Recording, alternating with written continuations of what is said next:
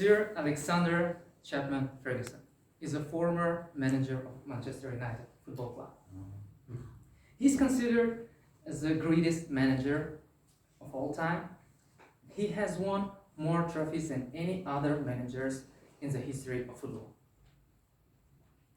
During his 26 years with Man United, he won 38 trophies, including 13 Premier League titles, 5 English Football Association Cups, and 2 UEFA. It's clear that he didn't win all his games. It's impossible. And after losing, he didn't despair and said to his players, "Forget about it. Do you know what the most important game for Manchester United? The next one." Yes, and you think, how does it relate with hotel business?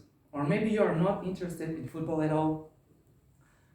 But being the best coach in the world, it's not about teaching people how to play football. The secret of his success is his leadership style. And elements of leadership are universal skills, and applicable to football clubs, corporations, and hotels. But let's go back to 20th century. His father was a staple helper in the shipbuilding industry. He woke up early and came home late, and always said, "Don't lie, don't steal, and always come before an appointed time." And Alex Ferguson has followed this rule all his life. When he joined Man United in 1986, it was going through the tough times. They hadn't won league for 20 years and found themselves second from the bottom in the first division. Many of the players were in a bad physical condition, and some of them even were a heavy drinker. Assert control, impose discipline was the first step of Fergie leadership manual. The second step was motivation and teaching about the value of the teamwork. There was a special photograph he had on the wall, on the office wall.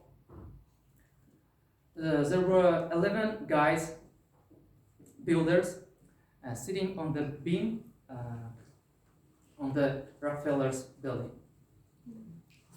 Unfortunately, there were accidents and they all died trying to save each other.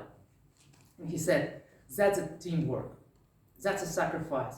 That's what teams should do.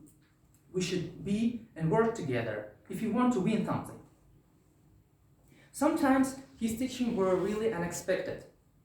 One day in the middle of the game, in the middle of the training, he stopped everybody and said, look up. Do you see the geese like keep?"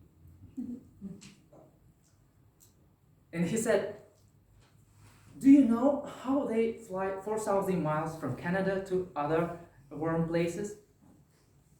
They make something like 2 V's. Birds in the front do more work against wind, and after a while, second birds turn them over. If one goes away, 2 of them have to look after it. So that's a teamwork.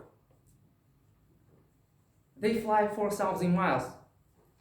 You play only 38 games to win. I ask nothing more." And of course, he had more ways of getting into his player's head, including what became known as a hair dry.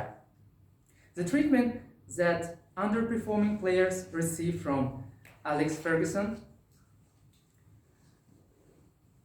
Basically, he stands in close exposure and shouting so hard that could blow you out physically. Of course, he didn't shout to everyone.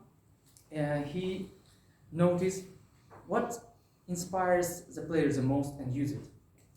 One game, Ryan Giggs didn't impress Ferguson, and after hair dryer treatment, on the second half, he did his best.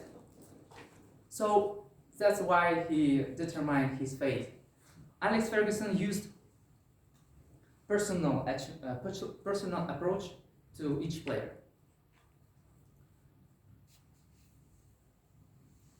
But the trump card of Alex Ferguson was increased attention to details. There were 78 players plus more than 40 schoolboys, and he remembered all his names, all their names, plus parents, and especially moms. Because if you want to sign talent, young talent, you should achieve agreement with his mom.